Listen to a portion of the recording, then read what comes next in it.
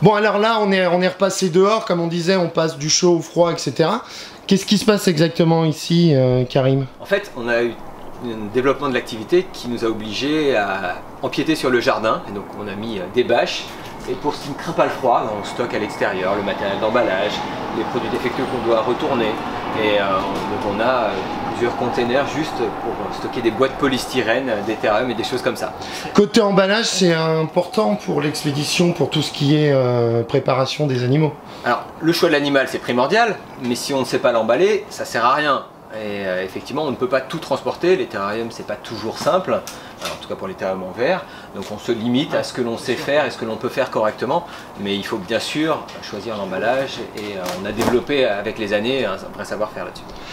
Dernière petite question, parce qu'on est dehors, on va retourner vite au chaud. Taille maximum de terrarium, c'est quoi que tu proposes? C'est peut-être une question piège, mais... Non, 1,20 m pour ce qui est des bacs en verre, parce qu'après on peut plus, le matériau n'est pas suffisamment solide, donc au-delà d'1,20 m on peut plus les transporter. D'accord. Et encore 1,20 m on peut pas les expédier. Ok. Bon, allez vite, on retourne au chaud alors. Alors Karim, on poursuit un petit peu la visite, là, on est dans le... Là en fait ça nous sert normalement à faire l'hibernation des testudos, des tortues européennes, si ce n'est qu'on a déjà tout vendu cette année. D'accord. On y a collé les scorpions que la douane nous a confiés. Là, ils sont déjà repartis, il ne nous reste que des taurométrus, des scorpions asiatiques.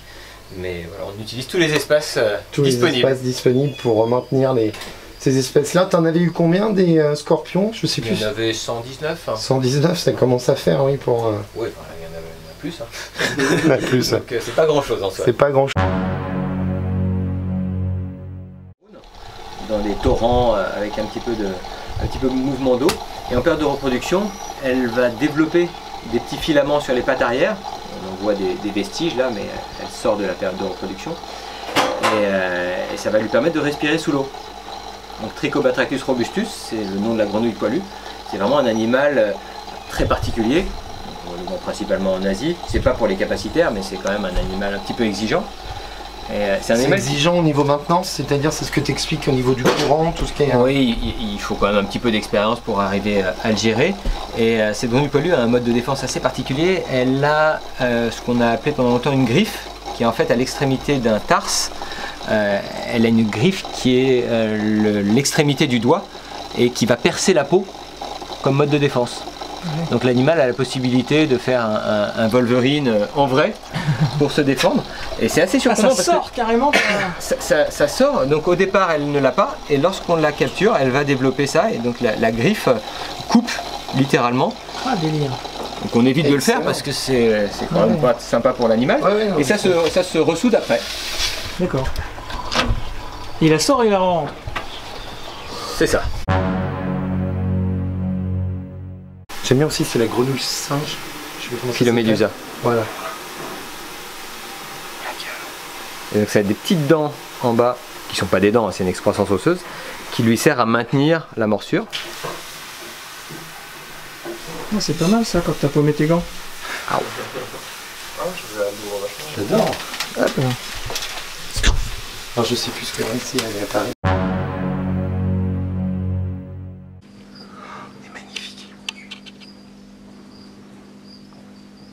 Il est pas content. Très très beau. Ah si. Il y a un truc incroyable en fait. Quand ils font ça, ils font quoi selon toi? Qu'est-ce qu'il est en train de dire là? Qui peut te mordre? Ouais. En fait non. Ah oui. C'est un mode de communication. La commissure des lèvres avec cette peau jaune, elle est commune à tous les caméléons, et ça reflète les UV. Ce qui veut dire que quand il ouvre la gueule, c'est comme si tu avais pour un caméléon, hein, pour un autre caméléon, tu avais un flash, tu avais une lumière en fait. Ah ouais. Donc c'est un code couleur.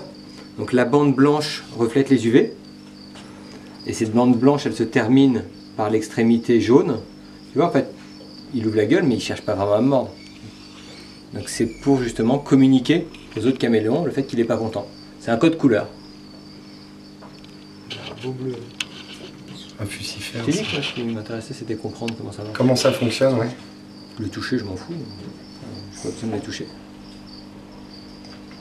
Et ça, on sait ça depuis 5 ans. Hein. C'est marrant parce qu'avec ma femme, c'est complètement le contraire. Je préfère toucher qu'essayer de la comprendre. Ouais. Enfin, si tu essayes de comprendre, tu verras que tu touches plus souvent. C'est vrai? Merde! Ah, c'est ça alors.